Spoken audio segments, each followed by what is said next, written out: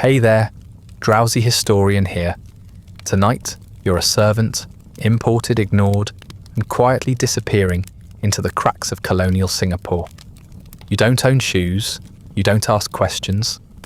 You live in the corners, breathe in the mould, and scrub the steps of men who will never learn your name. You rise before the sun, you sleep beside the stove, and when your body gives out, someone else will step in, just as silent, just as forgotten. Before the floor cools and the bell calls you back to your duties, do me one small favour. Let me know where you're listening from and what time it is there. I love to see who's tuning in from around the world.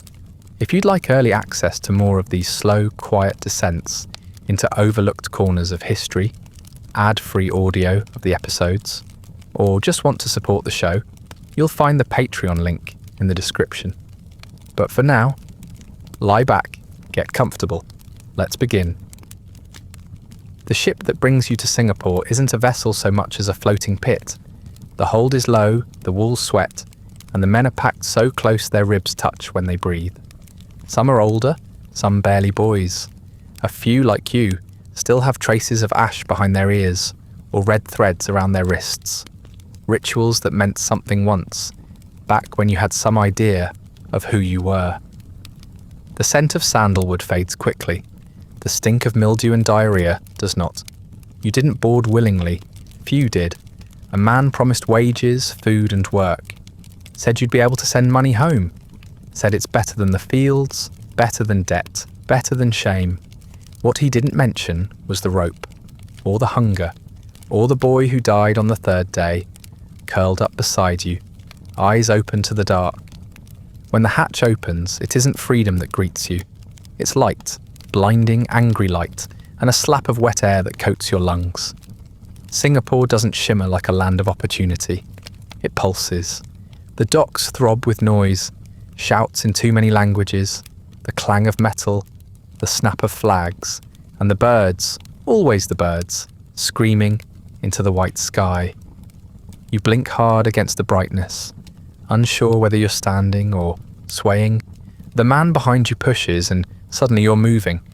You file down the gangplank in silence, bare feet slapping the wood. Your ankles burn from where the ropes bit in.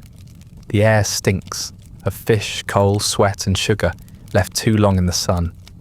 You are herded into a line beside crates of tea and gunny sacks that leak flour onto the ground. No one asks your name. No one meets your eyes. A clerk in a white helmet inspects each man in turn. Not like a doctor, but like someone appraising livestock. He doesn't speak to you, just tilts your chin, checks your teeth, prods your ribs. You're not spoken to, you're measured. His assistant, Straight's Chinese maybe, scratches something into a ledger, then waves the next body forward. You're not told where you're going, you're not told why. You move because the line moves, and because standing still for too long here draws attention. And attention, you already understand, is a kind of danger. A cart waits at the edge of the quay. Not the covered kind, just a plank on wheels drawn by a weary ox. The driver chews something red and spits every few seconds. He doesn't look at you. None of them do. You climb into the cart with 5 others. A few wear loincloths like yours. One has a cloth bundle clutched to his chest. It smells of smoke and old coconut oil. You sit because there is nowhere else to stand. The city rolls by in jarring fragments. You pass go-downs with tin roofs, English bungalows with shuttered windows, and narrow alleyways slick with runoff and flies. At one corner, a Chinese woman guts fish over a basin. At another, a man in a dhoti squats near a drain, fanning himself with a folded newspaper. It all blends together into heat and motion and the sense that you've entered someone else's dream, a humid, repeating one you cannot wake from. Eventually, the cart creaks to a stop in a lane lined with high walls. Behind one of them, a house waits, clean, white, quiet. The kind of house only an Englishman could live in. The gate swings open, and a new man appears. He wears polished shoes, a pressed shirt, and an expression like everything under his gaze is temporary. He glances at you, then speaks sharply to the driver. A coin changes hands. The cart leaves. You stay. No one tells you why. No one needs to. You are already property. The man gestures. You follow him through the side gate, past a cracked basin filled with rainwater, and under the drooping limbs of a jackfruit tree that smells faintly of sour milk. You're led around the main house, toward a back entrance. The walls here are streaked with mould, but the tiles are scrubbed clean. You step over a sleeping dog and into a corridor cooled only by shadows. Inside it smells of kerosene, lime soap, and boiled meat. A fan spins above, its blades barely moving the air. A woman in a faded sari appears without a word, points to a bundle of cloth on a bench, and vanishes again. You pick it up, a uniform. You follow her outside again into the servants' courtyard. There's no ceremony, no explanation. She opens a wooden door with her elbow and points to a corner inside. You enter. It's a room, a cell. 4 walls, a mat, and a cracked basin. No pillow, no light. You understand instantly that this is where you'll sleep. If not now, then soon. If not you, then someone else like you. You sit. The uniform rests in your lap, warm from the sun. Your legs ache, but you don't stretch them. You listen. A bell rings somewhere deep in the house. A voice barks a name that isn't yours. A door slams, then silence. The thick kind that doesn't soothe. The kind that listens back. You're not told what to do next. You're not told what you are, but you know. You've arrived. You don't know how long you've been standing in the small room, still holding the bundle of uniform cloth. The walls press in at odd angles, and the air doesn't move. Outside, footsteps pass in pairs. Laughter echoes once, sharp and distant, and dies just as quickly. You stand where you were left because no one has told you to do anything else. That too already feels like something to obey. Eventually, you unwrap the bundle. The uniform is stiff from the sun and starch. The collar scratches. The seams are uneven, and one of the buttons is missing. It smells faintly of camphor and sweat, someone else's. The trousers are wide and short at the ankle. The tunic doesn't close properly. It wasn't made for you. You put it on anyway, because not doing so might be noticed. And being noticed here is a risk you don't know how to measure yet. When you step outside, the light burns your eyes again. The sun has shifted only slightly. The courtyard is still half shadowed, half bleached, and silent in the way busy places are when you don't belong in them. 2 men pass carrying a laundry basket between them. Neither looks at you. A woman stoops to scrub the back steps with a bundle of rags, her hands moving in quick, practiced circles. She doesn't speak. She doesn't pause. You fall into step behind her, unsure whether following is permitted or foolish. No one stops you, so you continue. You pass through a narrow doorway and enter a hallway that smells of polish and vinegar. The tile beneath your feet is cool and damp, and your toes slip once on a patch of water. You catch yourself before you fall. No one sees, or if they do, they don't care. The hallway widens into a kitchen. Not a Tamil kitchen, not one with turmeric stains or the smell of curry leaves, but an English kitchen. Clean, square, built for function and speed, not comfort. A large pot simmers on the stove. The firewood stacked nearby is imported. Too dry, burning too fast. Everything feels wrong. Sharp edges where there should be warmth, silence where there should be rhythm. A servant with sleeves rolled to the elbow stops in front of you. He's older, maybe Jaffna Tamil or Malayali. He looks at your face for half a second, then points to a bucket by the doorway. You pick it up without asking. It's half filled with water already. Warm. You hold it in both hands, not knowing where to take it, until he turns and begins walking. You follow again, this time to a back room where a marble floor gleams like a temple courtyard. He doesn't speak, just points to a rag and gestures at the baseboards. You kneel. The tile presses through your knees like bones. You begin to wipe. No one tells you if you're doing it right. No one needs to.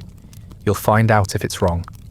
The work is quiet, not peaceful, just muted. The house makes strange sounds, a creak overhead, the buzz of insects pressed against glass, the sharp click of a spoon against porcelain somewhere beyond the wall. A child runs past the doorway, white shoes flashing against the tile. A woman calls after him, her voice clipped, unfamiliar, amused. You don't understand the words, but you understand the tone. It isn't meant for you. After some time, the man returns. He takes the bucket without a word, disappears, and doesn't come back. You stand slowly, your knees stiff, your palms red and raw from pressing down into the rag. You wait in the hallway again, unsure what to do next. Eventually, another figure appears. Young, wearing the same tunic as you, though his is cleaner. He nods toward the stairs, then toward the front door, then away again. It doesn't make sense, but you nod anyway, and pretend it does. You're given no food, no explanation, no instructions, just movement. You follow others when they pass, matching their pace, mimicking their gestures. You carry linens to a room you're not allowed to look into. You empty a basin into a trench behind the garden wall. You hold a tray while someone adjusts a vase. Every task feels like a test. Every silence feels like judgment.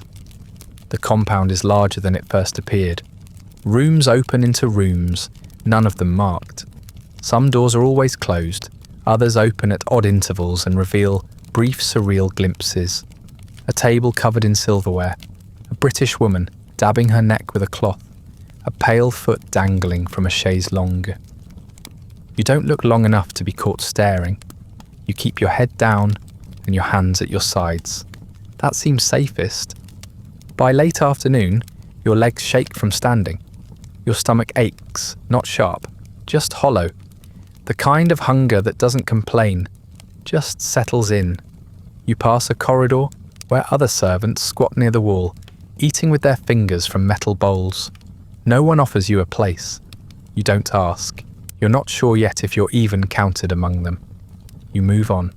Eventually, the older servant finds you again. He doesn't speak, just gestures for you to follow. He leads you through a low corridor back to the servants' quarters. The sun is just beginning to lower, turning the white walls yellow. He opens a door and points to a corner.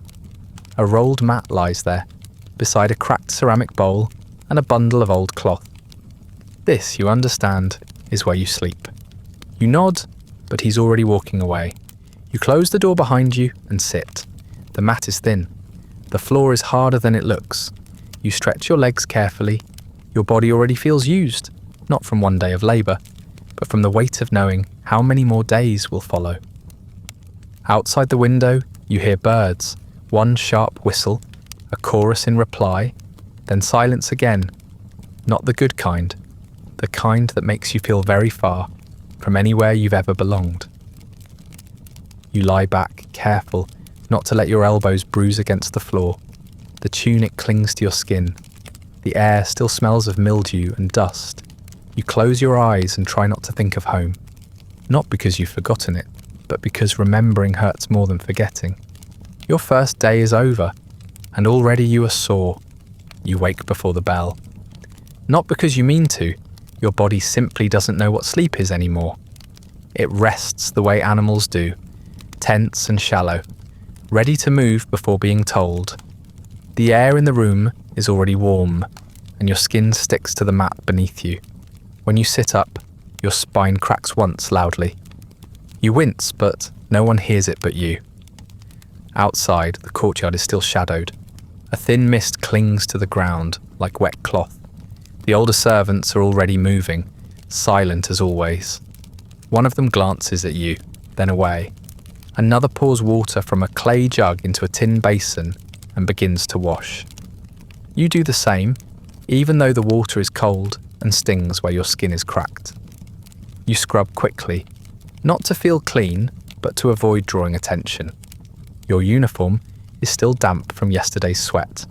It never had time to dry properly, and neither did you. You pull it on anyway and step into the corridor as the first light spills through the high windows.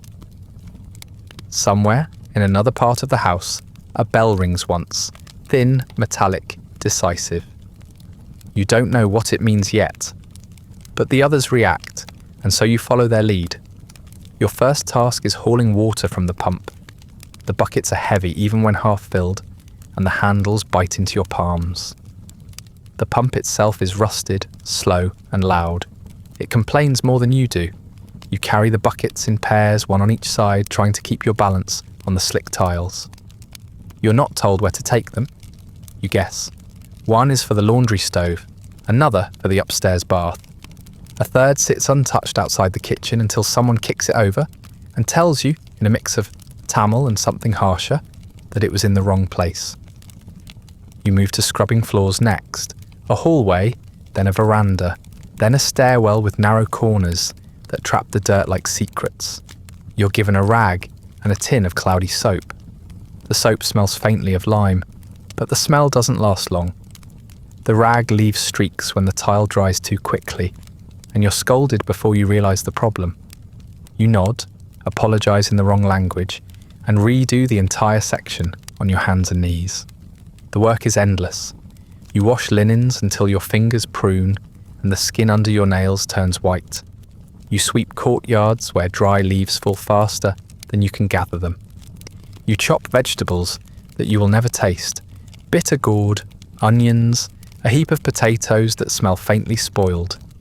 You stir a pot while someone else tastes it, frowns, and adds salt without telling you how much. You stand by a fan, pulling the cord in rhythm while an Englishwoman reads aloud from a paper and occasionally shouts a word you don't understand. You nod anyway. Nodding is safe. The heat builds fast. Even in the morning it feels close, swollen, unwilling to let you breathe properly. You sweat through your tunic before breakfast is served. The sweat never dries. It clings to your back and neck and drips down your legs, leaving streaks on the clean floors. You've just finished scrubbing. Your body begins to itch, but you don't stop to scratch. That would mean pausing, and pausing means being seen.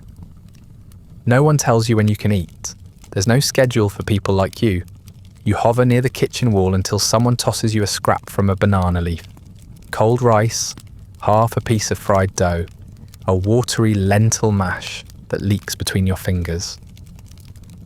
You crouch while you eat, near the stove where the ashes are swept into neat piles. The floor is cleaner than the food. You don't taste it. You just finish it. Afterwards you carry more water, chop more roots, sweep a storeroom where something has died. Perhaps a rat, perhaps something larger. The smell clings to your throat and makes your eyes water. You aren't given a mask or a cloth. Use your sleeve and keep working.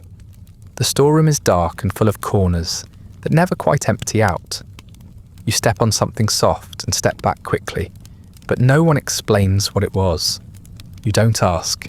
Later, you stand in the heat beside the laundry stove, where a massive iron pot boils water in waves of steam that coat your face. The woman beside you hums under her breath, a tune you almost recognise, but can't place. She doesn't look at you, just hands you a sheet that needs to be dunked, stirred, lifted, and wrung out with both arms. The cloth burns your hands. You do it anyway. In the afternoon, the rhythm changes slightly. The family rests. The fans are turned higher. The tea is poured quieter, and the work continues, just as it did before. You polish the brass on a door frame, then the knobs on a cabinet, then a tray that someone immediately dirties again. You're called twice by name, but it isn't your name. It's a word the Englishman uses when he forgets who he's speaking to. The other servants respond to it too. It doesn't matter who they meant. There is no break. Not really. You crouch in the hallway for a minute and wipe your forehead with the edge of your tunic. A child walks past dragging a toy with wheels. He looks at you, as though you're furniture. You look down, as you've learned to do. The toy clatters away. You keep crouching until the sound fades, then stand and return to the stairs. There are footprints that need to be scrubbed. As the sun begins to sink, the work doesn't end. It just changes shape. Now it's lighting lamps. Now it's wiping surfaces. Now it's arranging things that have already been arranged. You carry a pair of shoes from the front room to the back room, then another pair from the back to the front. You clean the shoes. You polish the floor where they were. You polish the floor where they will be. You forget when you last spoke. You forget whether you've sat down for longer than a breath. You forget how many times you've been sent back to fix something that was never broken. Your hands ache. Your knees feel hollow. A bead of sweat trails down your back and into the waistband of your trousers, and you do nothing to stop it. The air presses down on your spine. The walls flicker with shadow as oil lamps are lit. The house hums with a low, constant murmur. Footsteps, cutlery, the rustle of paper, the scratch of chair legs against tile. You are part of the hum now. Not a voice, not a presence, just a movement, a shape, a breath. You keep going, not because you're told to, but because stopping is no longer an option your body recognizes. There is no signal that the day is over, no line between effort and collapse. Just one task followed by another still. You begin to forget what any of them mean. You move because it's expected. You clean because things are already clean. You exist in motion because standing still might remind someone that you are here. You begin to understand who is above you. Everyone. Not just the white-skinned masters and mistresses, though they float above the house like clouds, too distant to touch, but always capable of raining down. It's the entire structure. Every servant with a title you don't recognize. Every cook, steward, houseboy, and foreman who's been here longer than you have. Everyone with shoes. Everyone who doesn't flinch when spoken to. Everyone who knows where the borders are and knows to punish those who cross them. The British men bark, loudly, confidently, not because they're angry necessarily, but because that's how they've been taught to speak to those beneath them. Like a dog trainer, like a man shouting at the wind. Their commands are short, clipped, often unclear, but you're expected to understand them anyway. One tells you to clear the passage, then gets irritated when you move the wrong chair. Another throws a crumpled shirt at your feet and says, "Press this properly," though you haven't even been told where the iron is kept. You nod. You bow slightly. You don't answer. That's safest. The British women are quieter but not gentler. They speak through teeth, through fans, through narrowed eyes and sharp intonation. You rarely see their full faces. They peer at you over handkerchiefs, behind curtains, around corners. When they want something, they don't ask. They announce, "This is cold. This is too much starch. This is not what I said." The words float in the air, and someone is meant to catch them. If it's you, you act. If it's not, you still move. It's safer to be wrong by doing too much than by doing too little. There's a Chinese foreman in charge of supplies. You don't know his name. He keeps ledgers and keys and speaks 5 languages, none of them slowly. When he walks into a room, everyone else walks out. When he points, you move. When he raises an eyebrow, you lower your head. He doesn't raise his voice. He doesn't need to. His authority comes from quiet certainty and the weight of discipline behind every glance. You never see him work. You only see him watching others work. And somehow, that's worse. In the kitchen, the Tamil cook barely tolerates your presence. She mutters to herself while chopping, her knife never pausing. When you reach for a bowl, she snatches it away. When you sweep, she re-sweeps the spot behind you. Once you ask a question, just a small one, about where the lentils are kept, and she doesn't even look at you. She just says, flatly, "If you have time to talk, you're not working." The others nod. You don't ask again. Even the boy who fans the upstairs study seems to outrank you. He's 12, maybe 13, but he's been here longer. He moves with confidence, almost boredom. When you pass him in the hall, he doesn't make way. You do. He tells you once, casually, to mind how you stack the towels. You do. He never thanks you. That's not his job. You try to understand the rules, not the written ones, there are none, but the unspoken, ever-shifting network of expectations. that governs every glance and movement. You learn quickly who eats first and who eats last. You learn which tasks are watched and which ones are invisible. You learn how not to walk too loudly, how not to carry a smell with you into the master's wing, how to hold your tongue when a request is clearly a command, dressed in softer words. There's a hierarchy even in sleep. The better mats go to those who've earned them, or taken them. You don't ask. You curl in the same corner each night, near the storeroom, where the rats scrape at the baseboards and the air smells like kerosene. You dream of being back in your mother's village, sitting in the courtyard while someone combs your hair with coconut oil. Then you wake and the floor reminds you where you are. One afternoon, the Englishman's dog runs into the courtyard and knocks over a bucket. The water spills across the tile and into the garden soil. You drop your rag and rush to clean it. It isn't your fault, but that doesn't matter. Blame trickles downward, like everything else in this house. Later that night, the foreman scolds you for wasting water. You bow your head. You don't mention the dog. That would be unwise. You don't speak unless spoken to. Even then, you measure every word as if it costs you something. Because it does. A wrong word can mean extra work. A wrong tone can mean punishment. Silence is safer. The only sound you're expected to make is the scrape of a brush on tile, the clink of porcelain on a tray, the creak of a door opening just far enough for someone else to pass through. You start to feel yourself shrinking, not physically, but inwardly, as if every question you once had has been folded, pressed, and stored somewhere out of reach. You no longer wonder why things are done a certain way. You no longer wonder what day it is or what month. Your world has narrowed to rooms and thresholds and expectations. A tray must face a certain direction. A curtain must be drawn only halfway. You obey not because you agree, but because it's the only thing that keeps you invisible. Once you lock eyes with the Englishwoman as she descends the stairs. It's only for a moment, less than that, a flicker, but it's too much. Her expression doesn't change, but she speaks to the foreman an hour later, and you're sent to clean the latrine trench that evening. Without explanation, the message is clear. You're here to serve, not to be seen. From then on, you keep your eyes low, not just with the masters, but with everyone. The other servants carry their own grudges, their own memories of humiliation and authority and petty revenge.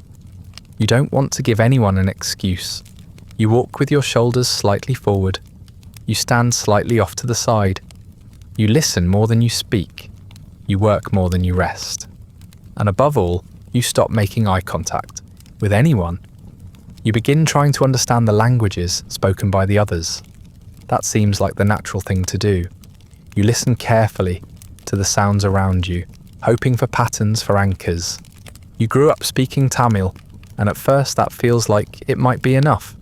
A few of the others speak it too, or something close. Telugu, Malayalam, words shaped in similar ways with enough overlap to carry meaning across the gaps. But even they speak it less now. Their tongues have grown cautious. Their mouths speak more with glances and gestures than with breath. The house is a collision of languages. English drips from the lips of the masters, like molasses, thick, sweet-sounding, and completely opaque. The vowels stretch in unfamiliar directions. The consonants snap in places you don't expect. You, there, that, sharp commanding, always half an octave louder than necessary. You learn that their tone carries more meaning than the words themselves. A drawn-out syllable means disapproval. A sudden rise in pitch means urgency. You memorize these rhythms before you understand a single phrase. Then there's Hokkien, fast, nasal, always half a sentence ahead of itself. It rules the kitchen, the storeroom, the back courtyard. The Chinese servants use it to speak among themselves, to mock one another, to laugh in a way that feels dangerous. You catch fragments that repeat, names, chores, insults. You don't ask what they mean. You nod when appropriate and keep your hands busy. The less you seem to need translation, the safer you are. Malay floats through the air like smoke. It softens things. The gatekeeper speaks it to delivery men. The washerwoman mutters it to herself when lifting linens from the line. It's the language of in-between places, alleys, thresholds, back gates. You learn the words for hot, wait, faster, and no. These are the ones you hear most often. Enough to move when told, enough to avoid being in the way. Even Tamil sounds different here. You speak it, but only in a lowered voice, carefully, as if too much of it might mark you further. The accent shifts from mouth to mouth. The rhythm is altered by exhaustion. You stop expecting comfort from familiar syllables. You speak only when necessary, and even then, you trim your sentences to the bone. It becomes a utility, a tool, never a comfort. There are moments when all of it blends together, when 5 voices overlap in 4 languages, and the command is buried in the noise. You stand frozen, not knowing which voice is meant for you. Once 2 instructions come at the same time. One in English, one in Hokkien. You move toward the wrong one. A hand grabs your shoulder and turns you sharply the other way. No one explains. You are slapped, not hard but fast, without hesitation. The sting stays longer than the mark. You bow and walk faster. It happens again a few days later. You're stacking firewood outside the kitchen, and the cook says something in English. You think she wants more. You bring more. She frowns and says it again. Louder, slower, like you're defective. You stand still. Another servant translates the phrase into a mix of Tamil and Malay. She didn't want more. She wanted you to stop. The cook sighs and mutters. You try mimicking others. You copy their pace, their posture, the way they respond. When someone barks, you nod. When someone gestures, you obey. You never ask questions anymore. Not because you've learned enough, but because asking reveals ignorance. And ignorance is not treated with kindness here. There is no patient correction, just disapproval, just more work. Over time, the noise becomes a kind of weather. You stop interpreting. You stop distinguishing one language from another. It all blends into a pressure in your skull, a stream of commands, complaints, and clipped announcements. You hear your own name less and less. Sometimes it's because they don't know it. Sometimes because they don't care to use it. You are boy, coolie, him, or nothing at all. Once a child refers to you as the brown one, and no one corrects her. You retreat into silence, not deliberately at first, but gradually, like walking backward into the sea. It's safer that way. If you don't speak, you can't speak wrongly. If you don't answer, you can't be accused of answering poorly. Your silence becomes a kind of shield, thin, imperfect, but better than exposure. You only speak when given no other option, and even then, your words come out clipped and flat. You stop using full sentences, you stop greeting others unless they greet you first. Most of them don't. Other servants seem to respect this quiet, or at least they don't challenge it. They have their own silences, their own wounds made of language. You catch them sometimes, biting back words. You see the hesitation in their eyes when someone speaks too quickly or too cruelly. You notice how few of them ever speak in front of the masters unless prompted. Even the foreman keeps his English to a minimum, preferring gestures and glances. It's not about pride, it's about self-preservation. You try writing once, just your name, in Tamil, traced into a patch of dust with your fingertip. You stare at the letters for a long moment, then wipe them away before anyone can see. You don't know why you did it. Perhaps to remember what your voice used to look like. Perhaps to test whether it still belonged to you. It no longer does. The punishments, when they come, rarely explain themselves. A missed command leads to double labour. A slow response earns you a slap or a kick, or a night without food. No one tells you what you misunderstood. They simply correct you, bluntly, swiftly, and without room for apology. You learn more from bruises than from words. Pain becomes a kind of grammar. You flinch in the right direction now. Eventually, you stop trying. You stop reaching toward meaning. The sounds keep coming, and you let them pass over you like rain. You act when someone moves toward you. You obey when someone raises their voice. You nod, crouch, scrub, and lift on instinct. You no longer expect to understand. And in this house, that is considered enough. You are shown where the servants eat, but not by anyone official. No one announces it.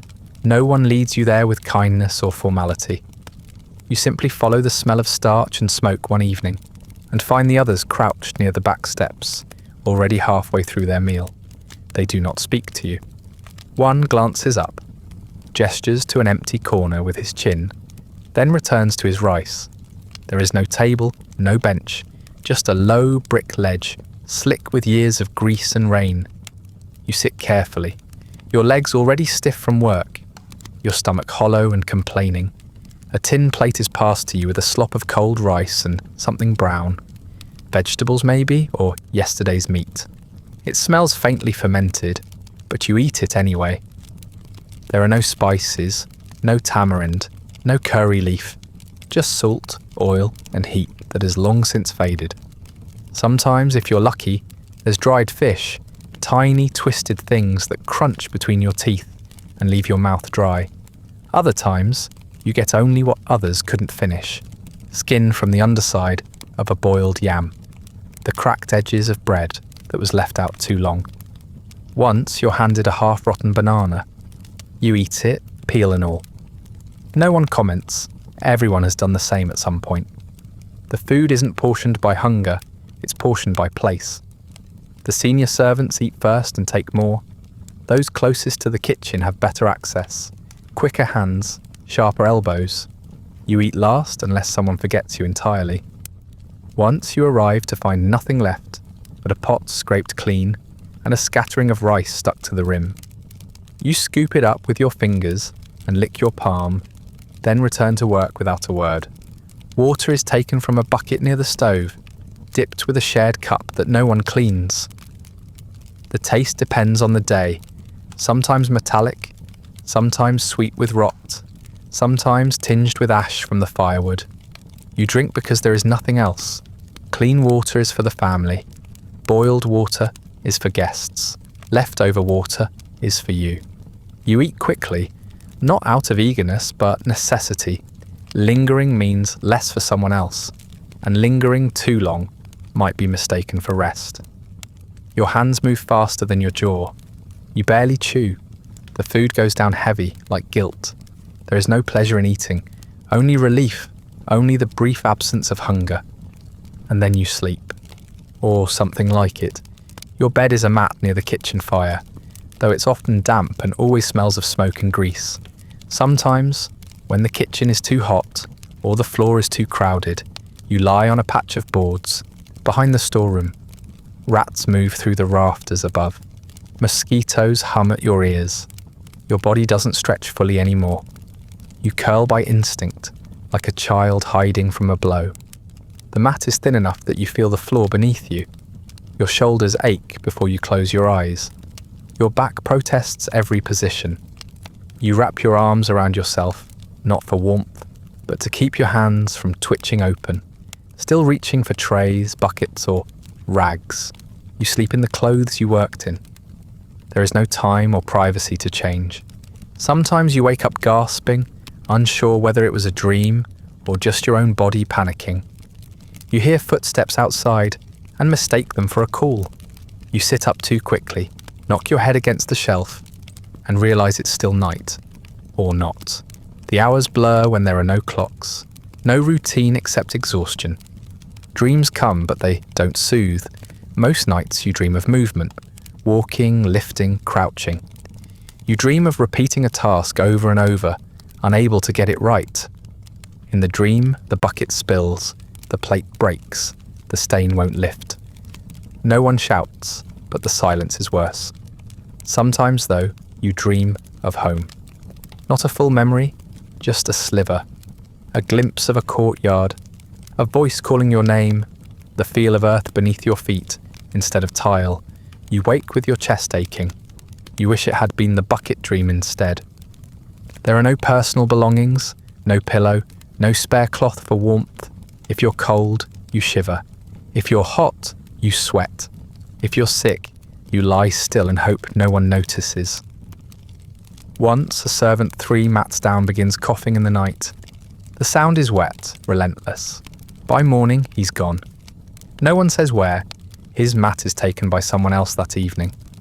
You try not to talk before bed. It's not forbidden, just discouraged. Voices carry in the narrow room, and too many words sound like complaints. You learn to speak in gestures and shared glances, or not at all. A nod means good night. A grunt means move over. Silence means everything else. You watch others close their eyes and fold their arms across their chests like the dead. You do the same. The worst nights are when you fall asleep and wake mid-shift, unsure of how long you've been out. It happens once after the evening meal, when your body folds before your mind catches up. You crouch to scrub a tile near the latrine, then blink and find yourself on your side, face against the floor, the brush fallen from your hand. Someone's footsteps pass behind you, then stop. You brace for a shout, a kick, something sharp. But nothing comes, just a pause, then more footsteps, then quiet. You sit up slowly, head spinning, unsure whether you've slept for minutes or hours. Your back aches in a way that feels permanent. Your knees are stiff, your palms bruised from where you fell. You wipe your face with your sleeve and return to scrubbing. No one says anything about it the next day, but afterward, you're watched more closely. From that night forward, you no longer trust your sleep. It comes when it wants, leaves without warning, and always costs you something. Illness is part of the scenery here. It moves through the compound the way heat does, slow, thick, and expected. No one talks about it openly. No one asks questions, but you notice it anyway. You see the way people walk slower some days, the way their hands shake when lifting a pail, or how they pause just a little longer before kneeling to scrub a floor. You see the sweat that stains tunics at dawn, long before the sun has had a chance to climb. The first time you truly notice it, a boy on laundry duty collapses beside the stove. One moment, he's wringing a sheet. The next, he's slumped forward, face pressed to the tile, the steam still rising around him. No one screams, no one panics. The woman working next to him finishes folding the towel in her hands before calling someone over. He's carried out by 2 men who don't speak. He doesn't come back the next day, or the day after. A week later, another servant is washing linens in the same spot. No explanation is given. The rhythm doesn't falter. You start to pay closer attention. A rash on someone's arm, hidden quickly beneath a sleeve. A cough muffled into a shoulder. A servant limping across the courtyard. Steps uneven, face pale. One woman spends an entire afternoon vomiting behind the latrine wall, then returns to sweeping as if nothing happened. Her hands tremble. Her mouth stays closed. The work continues. No one stops working just because they're ill. There is no system for that. No sick days, no recovery. If your body fails, someone else is handed your tasks. If no one is available, your work is left incomplete, and everyone near you is punished instead. You learn quickly that falling behind is contagious, even if your illness isn't. Fatigue spreads through proximity, and resentment spreads faster. You hear words like malaria, ringworm, dengue, but never from the mouths of those suffering. It's always whispered behind backs or half muttered by someone older who's seen too many disappear. The names are like ghosts, half-spoken warnings, half-resigned observations. They pass between servants like gossip, but without the malice. No one blames anyone for getting sick. They just understand that it's dangerous to admit it. You watch how others adapt. One man leans on his broom more than he sweeps with it, but no one says anything as long as the hallway looks clean. Another soaks her rag in scalding water and presses it to a sore on her leg when no one's watching. A boy eats raw garlic in secret, convinced it will keep his lungs clear. People find small rituals of survival, quiet, desperate, and unspoken. Some don't adapt, they vanish. It starts with an absence. Someone doesn't show up for the morning shift. Their mat is still rolled tight by the kitchen wall. Their cup is untouched. No one mentions it out loud, but you feel the change in the air. By the end of the day, a new servant has arrived. No one introduces them.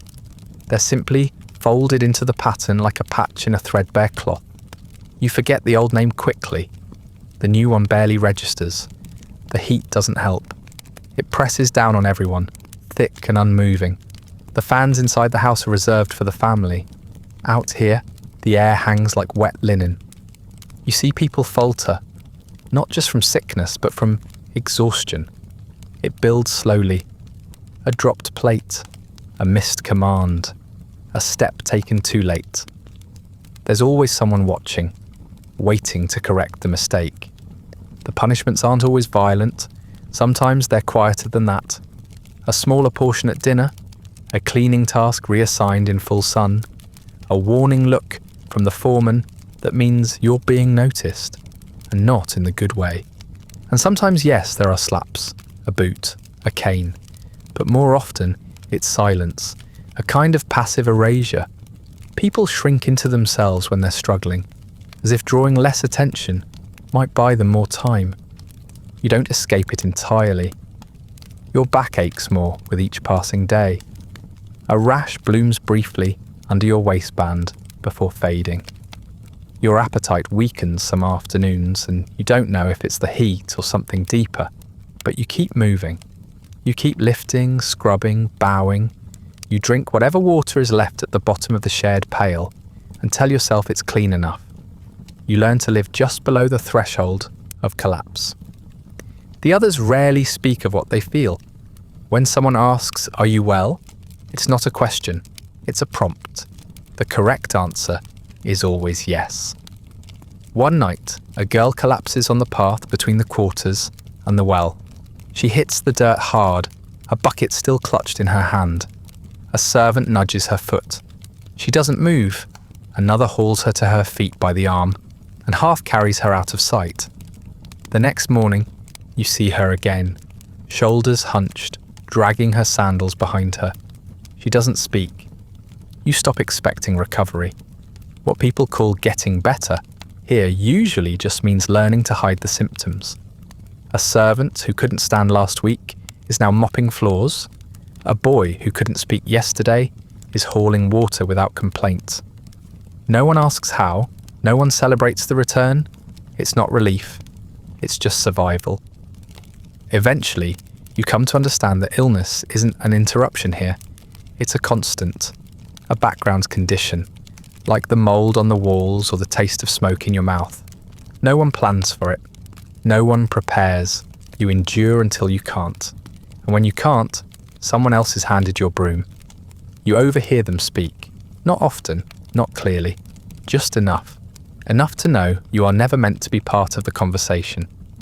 They don't lower their voices when you enter the room because they don't think they need to. You are background, like the creak of a chair or the hum of a fan. And so, their words drift freely, half heard, half understood, but clear in what they mean.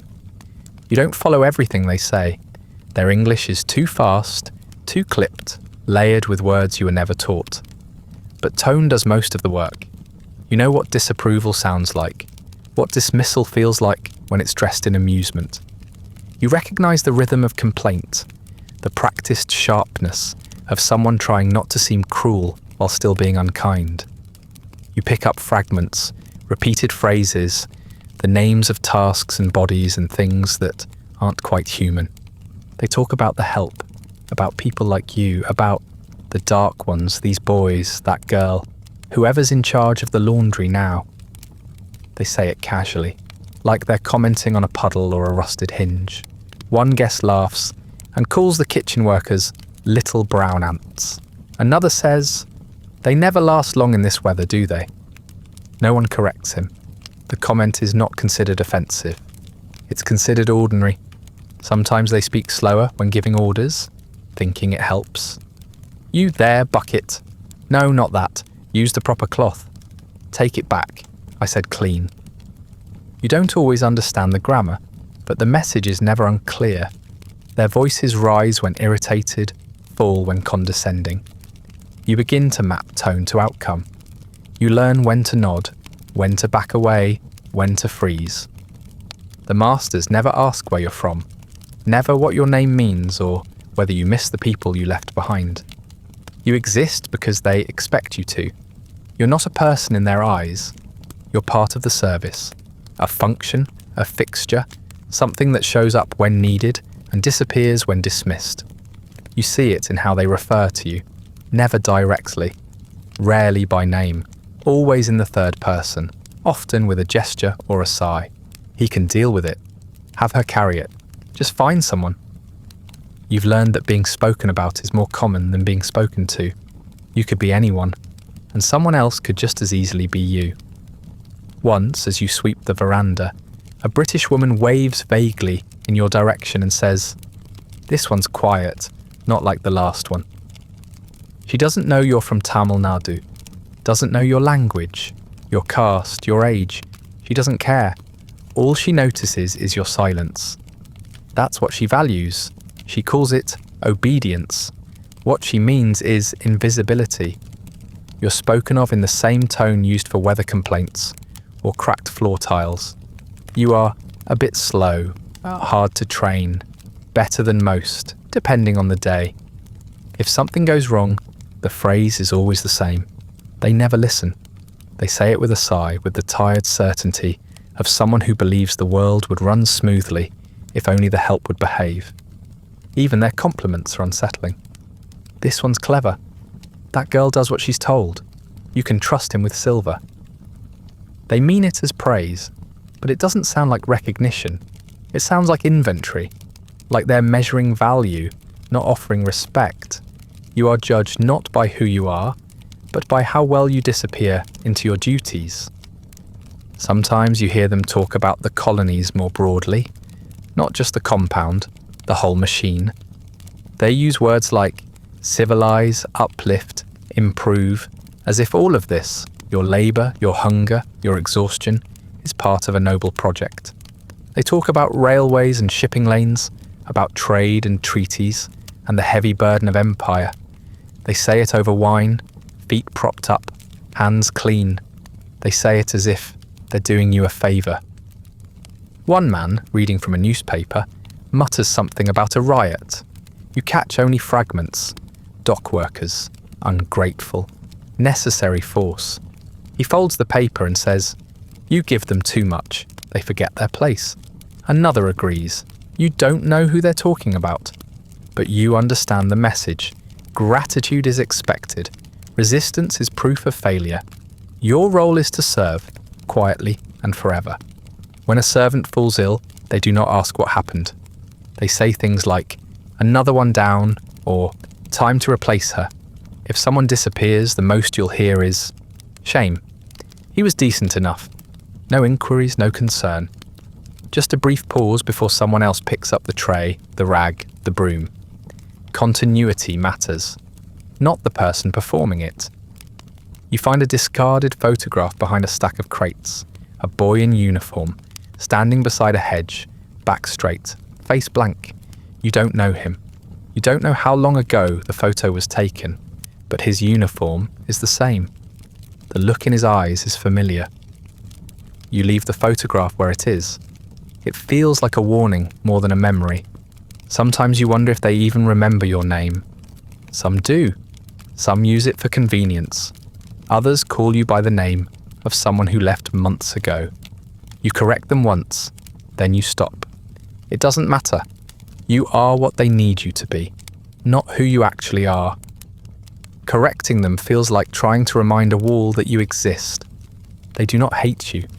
Hatred requires attention, emotion, intention. What you receive is something colder, neglect with structure, disregard with polish.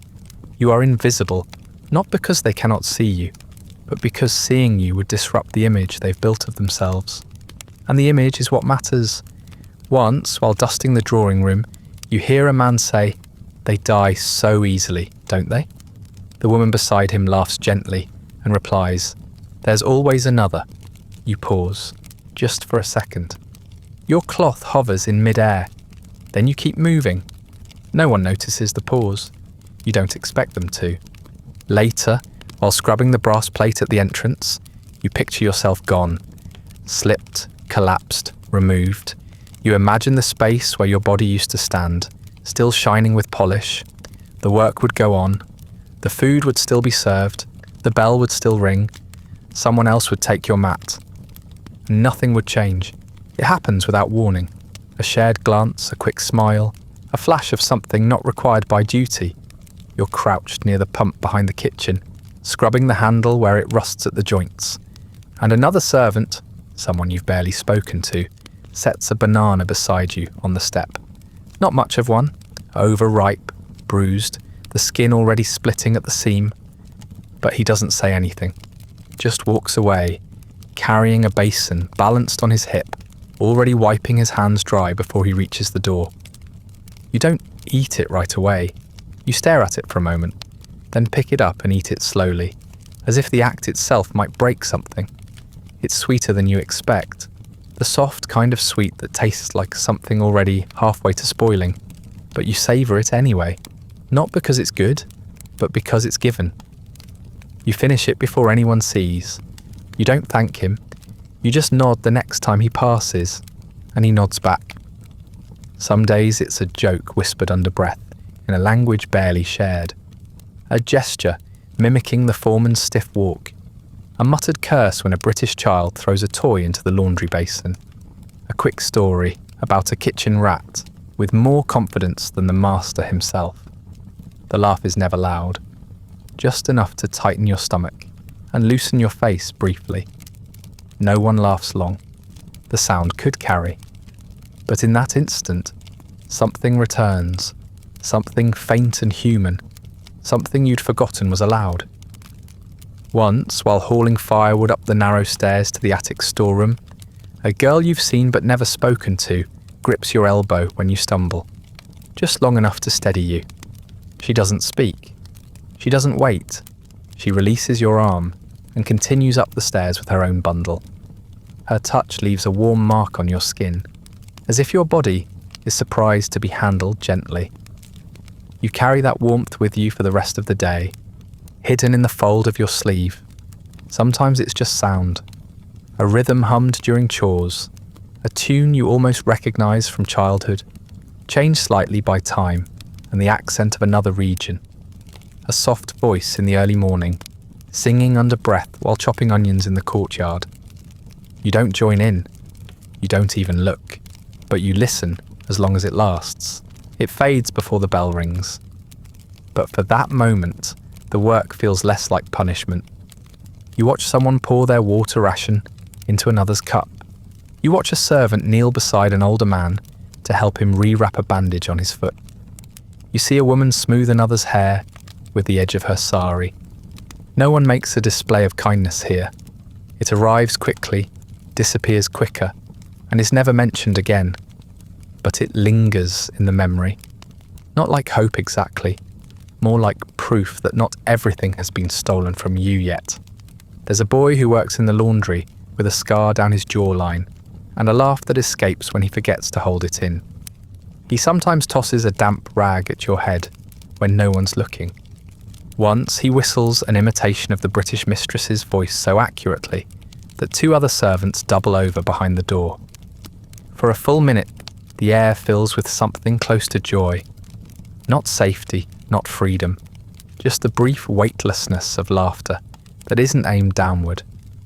He stops quickly, and everyone returns to their posts. But for the rest of the day, you smile behind your teeth. It isn't much. A shared breath under the eaves during a rainstorm. A glance exchanged when a plate nearly slips from your hand and doesn't. The brush of fingers passing a bucket. These are not acts of rebellion. They are not large, they are not remembered, but they matter. Even the world itself seems to remember you sometimes. A breeze sneaks through the cracked windows in the quarters one night, just strong enough to lift the corner of your sweat-soaked collar. You sit still and let it pass over your skin like a hand that means no harm. Or you find a patch of sunlight on the floor, beside the latrine wall, that doesn't stink yet, and you rest there for half a minute, letting the warmth pool in your knees, or someone leaves a flower, just one, plucked from a hedge, beside the washing bucket. No explanation, just colour in a place that forgets what colour is. These things never last. They come and go like breath. They do not protect you. They do not erase the weight. But they remind you faintly that you are still alive, still capable of something more than function. You learn to collect these moments, not in a conscious way, not in a way that could be called hoarding. Just small recognitions. This one smiled at me. This one gave me the better piece of roti. This one listened when I coughed and shifted his mat a little closer instead of farther away. They add up to something soft beneath the hard surface of the day. Not comfort, not exactly, just a thinner layer of silence. Still, the house doesn't care. The rhythm doesn't change. The work doesn't slow. The bell still rings, slicing through your stolen moment like a blade through fruit. A voice calls your name, one of the wrong ones, and you rise. You wipe your hands.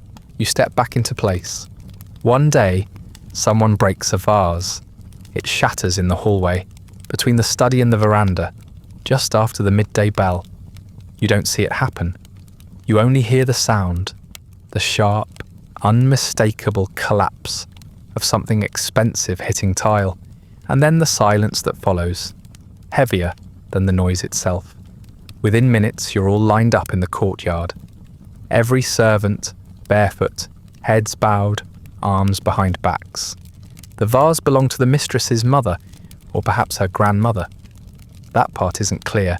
What matters is that it was English, porcelain, imported, valuable, a symbol not just of wealth but of position. The foreman's voice is flat as he asks who did it. No one speaks. The silence stretches long enough to feel dangerous. You keep your eyes low, you don't move.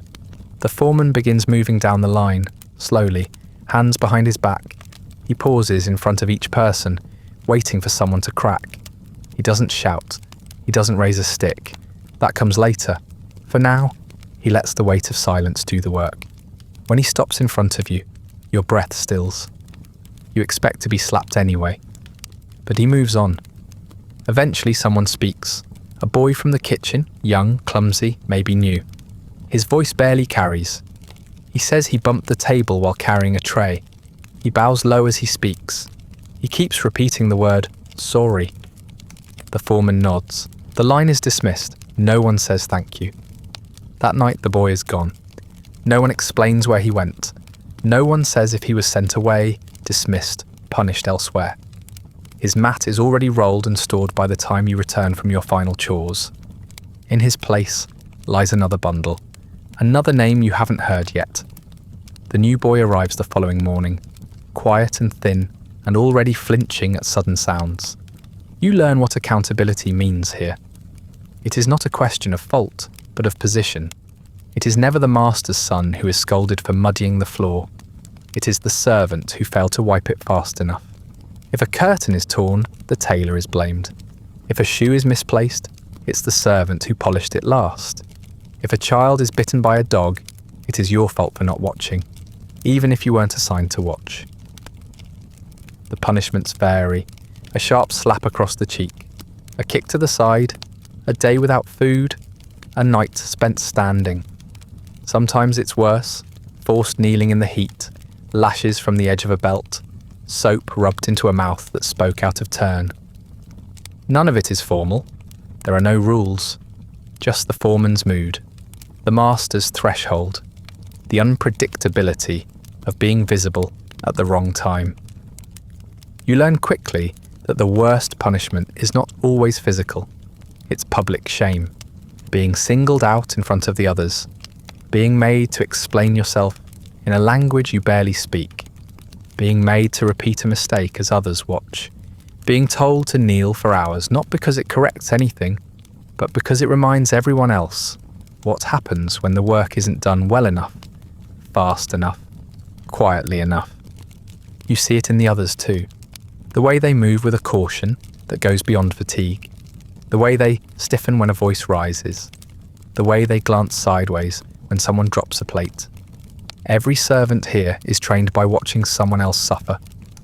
The lessons are passed through silence, through flinches, through bruises that are never acknowledged. Sometimes the punishments are collective. One missing spoon and the entire kitchen is made to scrub the floors twice. A late tea service and every hallway is inspected with the foreman's walking stick tapping against baseboards. You've seen someone punished for not standing up straight, someone else for breathing too loudly while a guest was sleeping. These aren't infractions, they're reminders that no one is safe, that anyone can be next. The fear never really leaves, even when you've done nothing wrong, especially then. You learn to rehearse apologies in your head, just in case you're accused of something you haven't yet done. You learn to spot signs of irritation in a master's posture before they speak. You learn that being right is not as important as appearing obedient. That truth does not protect you. That quick reflexes and a bowed head serve you better than accuracy ever will.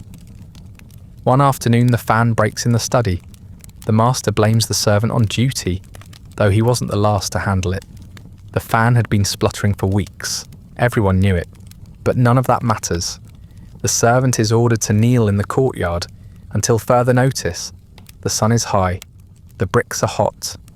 You pass by with a bucket and keep your eyes forward, though you see his hands trembling, see the sweat pooling under his jaw.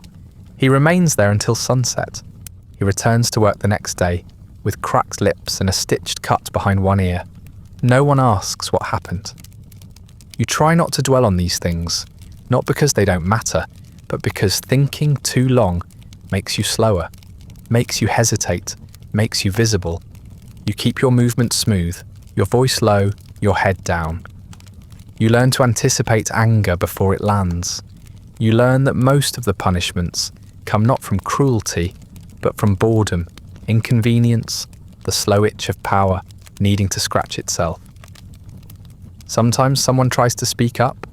A servant protests that she didn't leave the gate open, that she was in the kitchen the whole time, that it couldn't have been her. The foreman listens, then assigns her double duty for the week, for talking back. She scrubs the latrine floors for 3 nights without food. The others say nothing. You say nothing. You don't look at her directly. It's not shame, it's survival. The worst part is that the system works. Everyone moves faster, stands straighter, hears the bell the first time it rings. It doesn't create obedience. It creates anxiety dressed up to look like order. And because the punishments are uneven, because they're sometimes delayed, sometimes arbitrary, they keep you guessing. And guessing keeps you afraid. When the new boy breaks a plate 3 weeks later, you already know what will happen. He tries to explain, tries to say he slipped, that the floor was wet, that he meant no harm. He says it in Tamil too fast, too frightened. The foreman doesn't raise his voice, just nods toward the storeroom. The boy is gone by nightfall. His mat is unrolled the next morning by someone else. And the house is clean again. You hear it one morning while hauling ash to the rubbish trench behind the back fence. A man passing on the path mutters something in Malay to another. Quick, urgent, too fast for you to catch completely. But you catch the rhythm. That rhythm is always the same. Fear braided with excitement. The words slip through the gap in the wooden slats. Too low to be understood fully, but strong enough to stick. Something is happening, or is going to happen, or should have happened already. Later, while scrubbing steps near the garden gate, you overhear a rickshaw boy speaking to a washerwoman. The tone is more cautious this time. He keeps looking over his shoulder.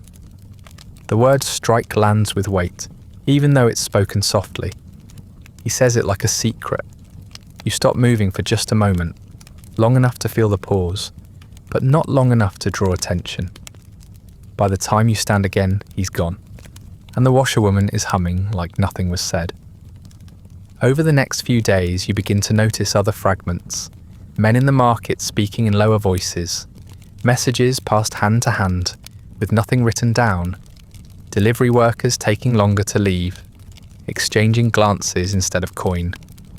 Once you hear a name, someone said to have stood up, someone taken away. No one knows where, or if they do, they're not saying. The servants speak of it rarely, and only in the safest corners, near the outdoor drain when no one is nearby, or behind the storeroom wall where the echoes don't carry. One mutters that dock workers are refusing orders. Another claims a foreman at the British Club was stabbed. You don't know if it's true. Truth is hard to measure here. Most things are guesses stitched together from fear and silence, but the feeling builds. Not among the masters, they don't mention it at all, but among the invisible hands that pass buckets and lift crates and sweep porches. There's a tension beneath the routine now, a flicker of awareness. You see it in the way someone looks over their shoulder more often, or the way they pass a tool a little more firmly than necessary. Not anger, not yet, just something beginning to uncoil. You begin to wonder what would happen if the compound gate stayed shut one morning, if the buckets were left full, if the sheets went unwashed, if no one showed up to polish the brass or carry the trays. You picture the silence that would follow. Not peace but confusion. You imagine their voices rising, not in command but in uncertainty. You don't let yourself imagine it too long. It's not useful, but the thought lingers anyway. The masters speak of nothing. If they are aware of unrest, they don't show it. Or perhaps they don't believe it matters. You catch snippets of conversation, mentions of trade shipments, the weather, someone's cousin arriving from Penang. They speak of the city like it belongs to them, as if it could never turn against them, as if the hands that wash their linen are incapable of letting go. Once, a guest at the house mentions a riot. You catch the word clearly. It lands like a dropped spoon. He says it with a laugh, brushing something off his sleeve, then adds, "Not here, of course." Here they know better. No one disagrees. The room shifts topics without pause. You are in the corner, holding a picture, and no one looks at you. You want to ask someone, anyone, what's really happening beyond the walls. But the ones who might know never stay long. The delivery men, the street vendors, the boys who bring ice or firewood or salt. They come and go like smoke, and you are not allowed to linger near them, not even for a second. You start listening more intently during errands near the back gate, your ears tuned to background noise. You scan faces for signs, something wild in the eyes, something set in the jaw. Now and then, you think you see it. But it's hard to tell. Everyone is tired. Everyone is always looking past you. Even the people who might have once been like you have somewhere else to be. The house remains unchanged. It holds itself in stillness. The routine never falters. Meals arrive on time. Floors gleam. The bell rings, and you answer. There's something surreal about it. This world preserved in Polish while something larger stirs just out of reach. It's like living in a jar with the lid screwed tight. Sound filters in, but nothing else. No smoke, no fire, just the suggestion of heat. One night, someone claims to have heard shouting in the streets. Not close, but not far either. A chant, maybe. The clatter of something breaking. But when you listen, all you hear are frogs and the slow grind of a cartwheel in the distance. The foreman walks through the courtyard soon after. Arms crossed, eyes sharp. He says nothing, but his presence is louder than any voice. No one speaks of it again. You wonder whether anyone will tell you if something real happens, if a strike succeeds, if a riot spreads, if a gate burns, or if it all ends before it starts, and the world returns to what it was, as if the anger never existed. You wonder if someone will pass the message quietly, or if you'll simply know because someone doesn't return to work the next day. You dream of it once, a full stop. Buckets left overturned, doors locked from the inside, No one answering the bell. The masters pacing in confusion. The house still for once, not because it's clean, but because no one has touched it. You wake before the dream ends. You wake sweating, pulse quick, but nothing has changed. You go outside. The kitchen smells the same. The mop waits in its corner. The sky lightens with the same pale indifference. The gate remains shut. The guards remain upright. The house hums quietly to itself, unaware or uninterested in what lives just beyond the walls. You hear another whisper a few days later, something about a boycott, a shop refusing to serve the British, a delivery man muttering that this time they'll listen. You file it away like the others, like all the stories you're not allowed to believe in. You nod, you turn back to your task, you do not look over the fence, it never reaches your gate. One morning someone doesn't show up to scrub the tiles in the entryway. It's not immediately noticed. No bell rings, no shouts echo across the courtyard. But something feels off, like a note missing from a song you've heard too many times to enjoy. You glance toward the laundry path. No one is there. The mop bucket is dry. By noon, you're certain. She's not coming back. She was older than most, quieter too. You never learned her name. No one introduced her when she arrived, and no one will mention her now that she's gone. You shared the same water basin for a while. Once, she handed you a lump of boiled yam without speaking. Another time, she helped you lift a broken trunk lid before the foreman came around. She never smiled, not even once, but she didn't look through you like some do. That counted for something. You ask nothing, you know better. The others know better too. One or two glance toward her empty mats before sleep. One even whispers something under her breath. Maybe a prayer, maybe just a thought that refused to stay quiet. But no one asks where she's gone. Illness, maybe, or punishment, or something else that doesn't matter now. The foreman doesn't mention her absence. The laundry is reassigned. The meals continue. The rhythm does not break. By evening, someone new is led in. She's younger than the last one. Her arms are thin and scratched, her blouse oversized, her feet calloused bare. She stands near the courtyard door, eyes lowered, hands clasped in front of her stomach. She doesn't meet your gaze. She looks like you did once, before your voice shrank into silence, before your movements became cautious by habit. She doesn't speak your language. Tamil maybe, or something related, but not quite. She looks at instructions the way you did at first, like they're smoke. She's told to sweep the side corridor. You pass her while carrying a coal bucket and nod, just slightly. She doesn't nod back. She doesn't need to. She will learn the way you did. At dinner, she eats too slowly. She tries to chew everything. No one tells her not to. The trick is to swallow quickly, before someone asks for your plate. She doesn't get seconds. She won't tomorrow either. By her third day, she moves more efficiently. She carries water without spilling. She scrubs without stopping. The foreman notices but says nothing. That's how approval works here, through absence. No words, no beatings, no extra work. Just continued existence. You catch yourself thinking of the one who came before her. The older one? You remember the way her joints cracked when she crouched. The way she wrapped cloth around her wrists before scrubbing. You wonder whether she left in pain or in silence, whether anyone helped her, whether she made it as far as the street, whether there's a place outside the compound where people like her can go. But no one talks about the ones who disappear. That would slow things down. The replacement system is smooth. You don't know who manages it. The foreman, perhaps, or someone above him. It doesn't take long. A mat is rolled up, a space cleared, a name struck from the invisible register.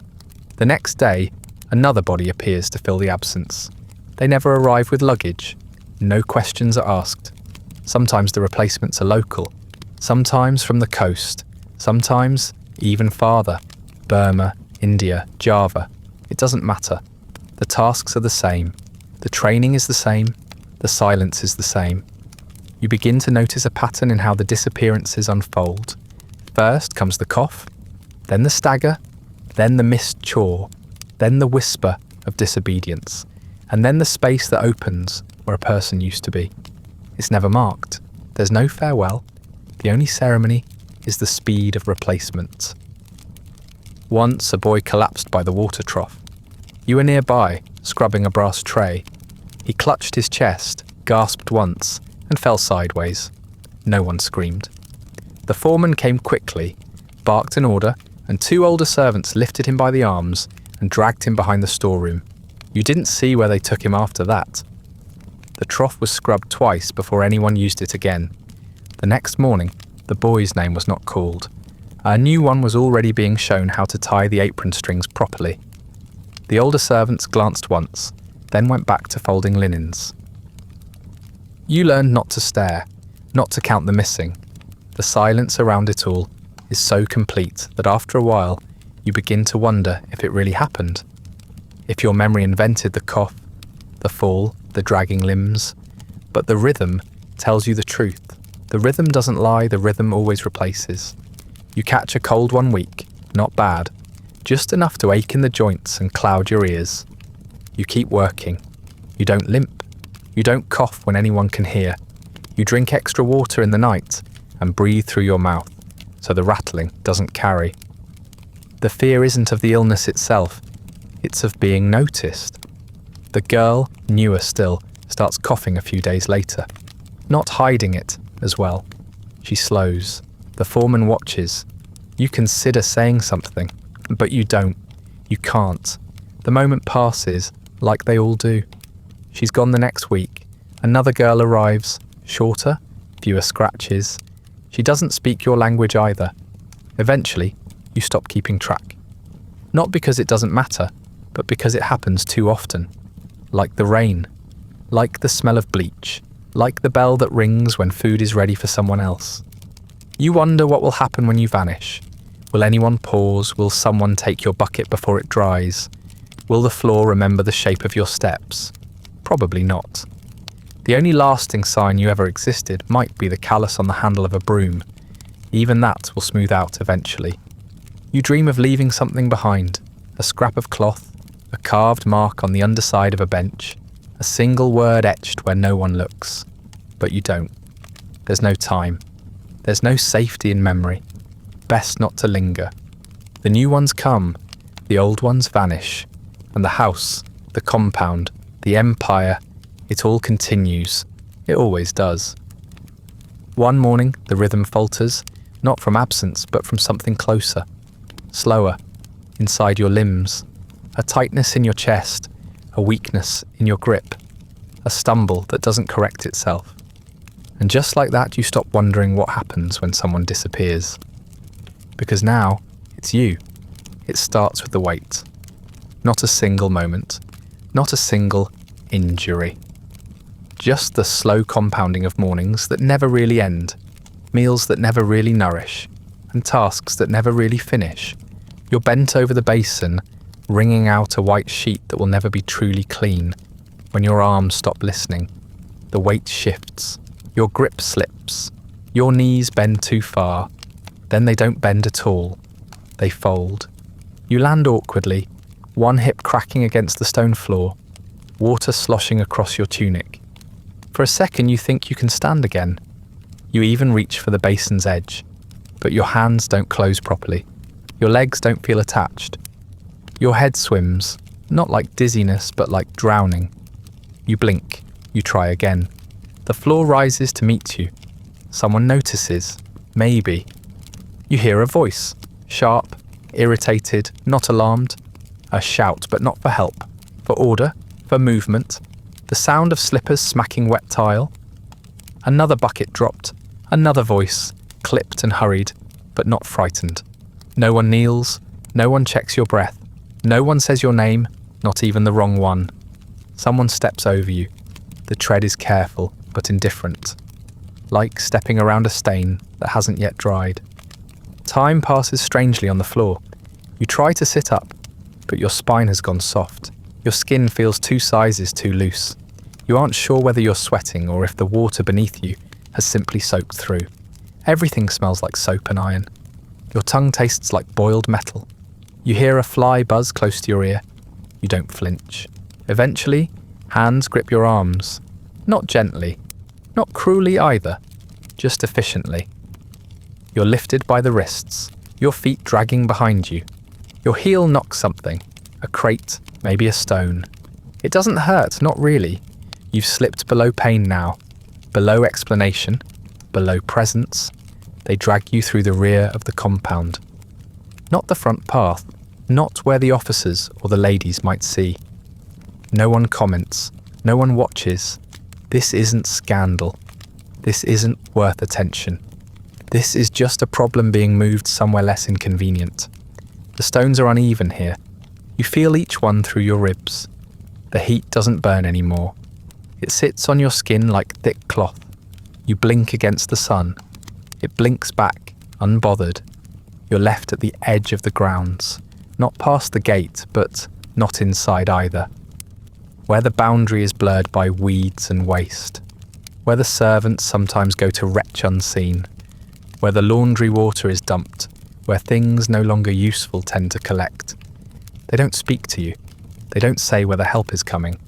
They don't say anything at all. You are not addressed. You are placed. The ground is warm and the dust coats your teeth. You breathe shallowly. It's easier that way. A deeper breath brings the ache. The kind that wraps around your chest like twine pulled too tight. You close your eyes, not to sleep, just to stop seeing the white wall of the compound, just to stop registering its distance. Someone walks past you carrying linens. They don't pause. You don't blame them. You wouldn't either. There's a patch of shadow from a leaning wall beam. It doesn't reach your face, but it softens the glare. Ants crawl nearby, avoiding your fingers. A lizard scurries across the stone beside your head. You don't move. A breeze stirs. You can't tell whether it brings relief or just carries your scent farther away. The hours pass, or maybe they don't. Time loses shape here. You drift in and out of awareness, not sleeping but not conscious either. You don't dream. There's no energy left to imagine, only flickers of memory, scrubbing the entryway, hearing someone laugh, a bite of yam you didn't expect, the face of the woman who was here before you. You wonder if she ended up in the same place. You think someone checks on you once, a figure in the distance, standing still, then turning back. Maybe you imagined it. Maybe they did too. By nightfall, the compound lights burn without concern. A bell rings somewhere inside. Another meal, another shift, another replacement tucked in the hall. No one calls for you. No one asks. Your mouth is dry, but you don't feel thirst anymore. Your limbs are heavy, but the pain has dulled to something far away. Like a voice through two walls. Your body has begun forgetting itself. Your breath thins. Your awareness dims. You lie still. Not in protest, not in despair. Just stillness, because movement no longer belongs to you. There will be no burial, no rites, no notice. If you are moved again, it will be by the same hands that moved buckets and chairs and firewood. If you are seen again, it will be as something to sweep around. No one will speak of you. No one will say you are here, and yet you were. By morning, someone else is standing in your place. You're not buried. You're not mentioned. You are simply absent. The uniform that clung to your back is washed. The mat you slept on is dusted. The bucket you carried is now in another hand. He looks younger, thinner, nervous in the way you once were. His shoulders twitch when he hears the bell. He will learn soon enough. No one says your name. No one stumbles over it. No one avoids it. It is not avoided because it is not recalled. Whatever syllables once summoned you now have no weight. They evaporate, unspoken, as though they had never lived in the throat of another human being. You are not mourned. You are not cursed. You are not even noted. The house doesn't change. The curtains are still drawn at the same hour. The steps are still scrubbed in the same pattern, circular clockwise until the stain gives in. The master still walks the hallway, with polished boots that echo across tile. His wife still calls for tea she will not drink. The baby still cries. The dog still barks. The window still opens at dawn to let in heat. The routines march forward, untouched. The floors do not remember whose hands cleaned them. The meals do not remember whose back bent over the coals. The walls do not remember the breath that warmed their silence. Even the other servants do not speak, not because they do not care, but because they cannot afford to. They lower their eyes when they pass the rear courtyard. They eat quickly when seated near the empty space by the fire. They sleep without turning toward the mat that hasn't been reassigned yet. They feel the absence, but they do not name it. To name it would be to invite it. The new servant is not told your story, because there is no story. There is only a task list, a shift schedule, a rotation of bodies. He is corrected when he folds the cloth wrong. He is slapped when he forgets the order of steps on laundry day. He flinches when spoken to too loudly. He's already starting to understand. Outside, the same birds circle the same fruit trees. The same cracked fence leans at the same angle. The same dogs fight in the same alley near the latrine. You are not missed by them either. They do not change their paths. They do not slow. Time moves differently in places like this. Not faster, not slower, just without notice. Days pass because the bell rings, because the light shifts on the floorboards, because the basin fills again, because the uniforms must be scrubbed again, because life continues on a loop so tight it never has to look over its shoulder. The British family will not recall you. Years from now, they may refer to that Indian boy, or the one before this one. But it will be vague, a footnote in memory, a shadow mistaken for furniture. They will not recall your face, your voice, the moment you slipped. They were never looking that closely. Their records will be intact, the estate documented, the wages of the steward, the births, the weddings, the names of their children's tutors. Photographs will be taken of the veranda, of the garden, of the parlour arranged just so.